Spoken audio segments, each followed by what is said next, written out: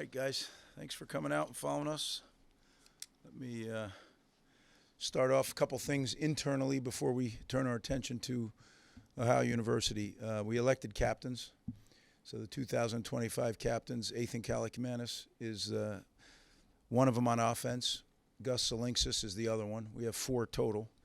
DJ Jabomi is the defensive captain along with Jordan Walker. So those will be our 4 captains for 2025. Really proud of those guys. They've stepped up in a big way. Ethan obviously is a returning captain 2 years in a row. That's a great honor. And, I love our tradition. Jordan Walker, believe it or not, started here as a walk-on. And now we have another walk-on captain that we can put on the wall outside the weight room there. It's a great tradition of walk-on players that have really realized their dreams here. And I think Jordan's going to have a great year and a great career, so excited for him. The other thing in our coaching staff, you probably see a familiar face out there. Isaiah Washington has come back to join us, and we're excited about that. So he's helping us as a player development assistant and doing a great job. So we're thrilled to have him back. Let's turn our attention to Ohio U, right? Defending MAC champions, 3 10-plus win seasons in a row. Certainly a program that has great tradition, great culture. That's what it's built on. It goes back to a long time, right, when Coach Solis was there, and now it's been passed on a few times. And, Coach Smith does a great job in watching, preparing for them. When he was the offensive coordinator, you could see his fingerprints all over it. And now as the head coach, I'm sure there'll be some things that he changes. But you could tell, plus we have Weave on our team, and Weave gives me the inside scoop about, not only what they're doing, but how they do it. And really very complimentary of the program. So, it's definitely a huge challenge. When you look at their offense, their quarterback is got remarkable numbers, right? He's over 2,000 yards, 2,400-plus yards throwing the ball.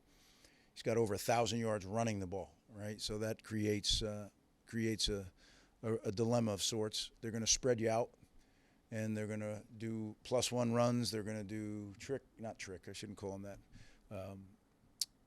Runs that are a little bit non-conventional, and then they're going to do old-fashioned slamming on in there runs. So there's a lot of offense to prepare for. They have good players. I think Parker Navarro is an outstanding quarterback. If he's 3 inches taller, you're probably watching him at Notre Dame or somewhere. I mean, that's the level of player he is. But that's how he ends up there, is he's not, and then all he does is go out and produce and really make a ton of plays. You watch him play, as the year went on, he got better and better command of the offense last year, and you watch him create, right? Like when a play isn't there, he creates and makes a lot of things happen. So the running back, I'll probably mess up how I pronounce his last name, C.A. Bangora. C.A. is he's a really good back. He had transferred. He had 2 years where he was like, I think, 1,000 and change, and then 800 and change. Then he transferred to Minnesota, and now he's back at Ohio U, and a really good back. Downhill runner, tough runner, a guy that we're going to have to really strap it up, because when the quarterback, they do a lot of zone read. They'll run lead option. They'll do all kinds of things where the quarterback is part of the run game. So you have to make sure that you have every phase covered. Receiver core, 4 of the 5 leading receivers are back. So their leading receiver isn't back, but when you look at them in total, 4 of the 5 are back. So we're going to have our hands full in the secondary. They run well. Again, it's a championship football team. This team, they didn't win the championship by accident last year. They're a very good team. They got a lot of their guys back. They lost some guys just like everybody does in this day and age, but they got a lot of good players back. Their tight end, 85 Williams, is big. He looks like a Big Ten tight end. He's 250-plus pounds, 6'5", can be a factor in the run game and in the pass game. Their wideouts, as I mentioned, 4 of the 5 are back. When you look at them, does somebody stand out? They're all good players. That's why they're leading receivers and they're back. So defensively, it's a little more gray because I'm not exactly sure who's going to be playing what. The secondary is definitely the bulk of their returning players. Adonis Williams, again, they've changed numbers. A lot of guys changed numbers this year, so you'll have to check. But on film, he's number 22 last year. He's a really good player. Tank Pearson, who's 3 interceptions, on the corner. He's fearless, and he's also that as a returner. So he's a really good special teams player as well. And DJ Walker, who's on a lot of the watch lists at safety and a defensive back. So they have that secondary is pretty much intact. And I'd say probably just because they're returners, that's got to be the strength of their defense.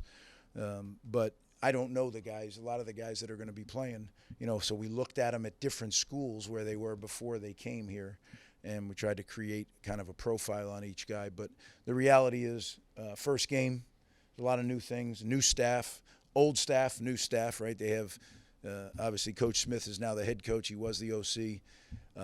Their DC is the same. But they brought in new coaches, and whenever you do that, you bring in new ideas. So there'll be things that we haven't seen. We just have to be ready for. But as it always goes, it's going to be about how we perform, right? And if that's good enough, then we win. And if it isn't, then we won't win. And that's really what it boils down to. So, with that, I'll open it up for questions.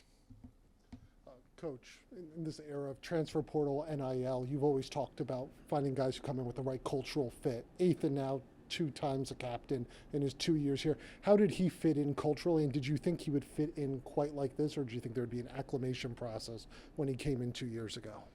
Well, yeah, I'm not going to sound like I knew, because the only reason I did know is Coach Shiraka had coached him, and Coach Shiraka had recruited him.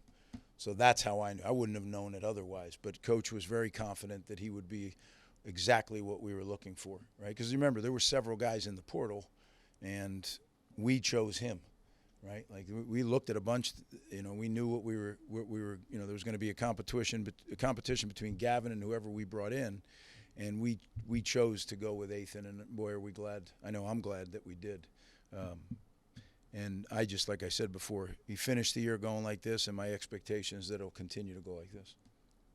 What are your thoughts on the change in focus for your team, going from straight training camp to preparing for an opponent? Yeah, I think it's real important. That's a great question, because I think sometimes if you're not careful, you won't have a clear break in the action. We always do. I learned this early in my career. We take 2 days where the players are away from the coaches after training camp. So when we come back, we start fresh. And, we had already started on Ohio, but then we take a couple days where the players go freshen up. And now they come back, and this is the second game week spent on Ohio. So we've spent a lot of time on Ohio. 2 full weeks will be spent on them before we play. But again, the unknown is what you don't. But making sure you switch gears from training camp mode to game week mode is very important. I think that's a great question. You mentioned it a little bit before, but what are some of these unique challenges that you face on a week 1 game, but especially a game against a new head coach? Well, it's kind of sort of a new head coach, right? Because he was the offensive coordinator. The defensive coordinator was there. So like that, where you really think is where the new guys, take a look at where the new staff members are from. What did they do really well there? Now, maybe that's something that they would implement into their scheme. If this guy who, a new coach comes in as an expert on something they did well, that's what I would do, right? If somebody's really good at something, I want to sit down and get clinicked on it, and then see if we can fit it into our package. Does it fit? So that's kind of what we've done. We spent a lot of time doing a lot of investigative work, because you don't know between the coaches that they brought in and the players that they brought in, trying to piece it together. But at the end of the day, we just got to go out and we have to play our brand of football. And there'll be some stuff we're not ready for. That's okay. We just got to adapt as the night goes on. Greg, big picture question. For the state of the programming, what would you see as a step forward for this team and this program overall this year? Yeah. I mean, you've been with us for a lot of years, so you know that I don't get into this thing out here, right? To me, it literally is about us getting better every day, incremental improvement. Because as you know, sometimes you get better and it shows, and sometimes you get better and it doesn't show, depending on who the other team is on the sideline across from you. And what we need to make sure is that we get better every day, because we're getting better players each year. That I am convinced of.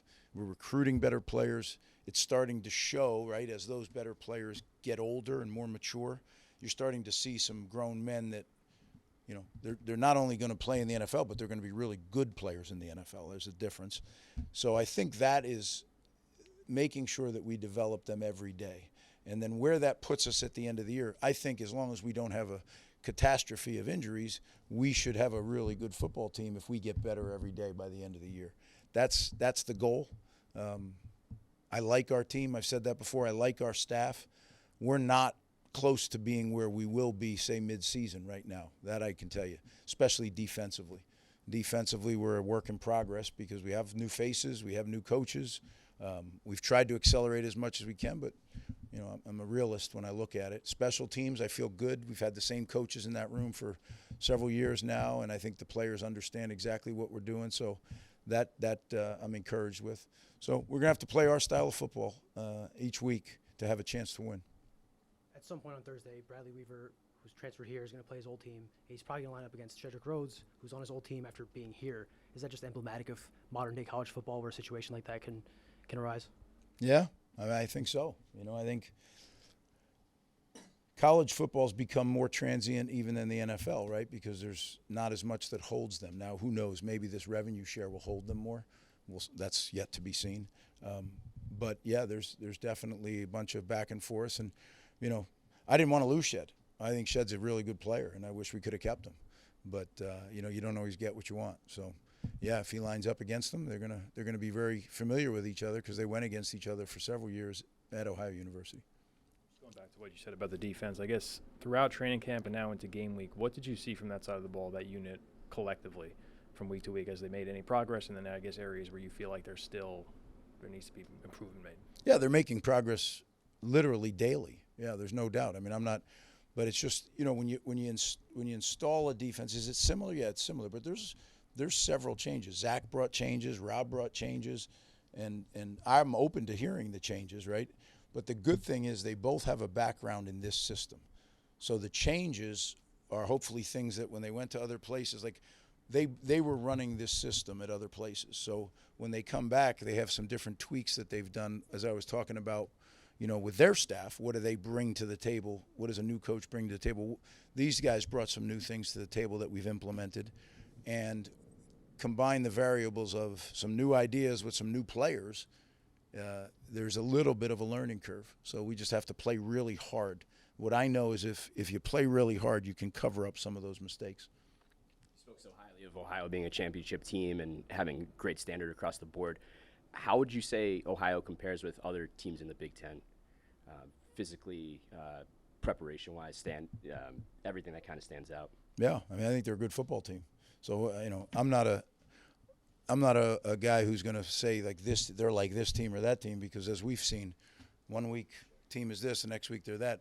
But what I can tell you is their consistency.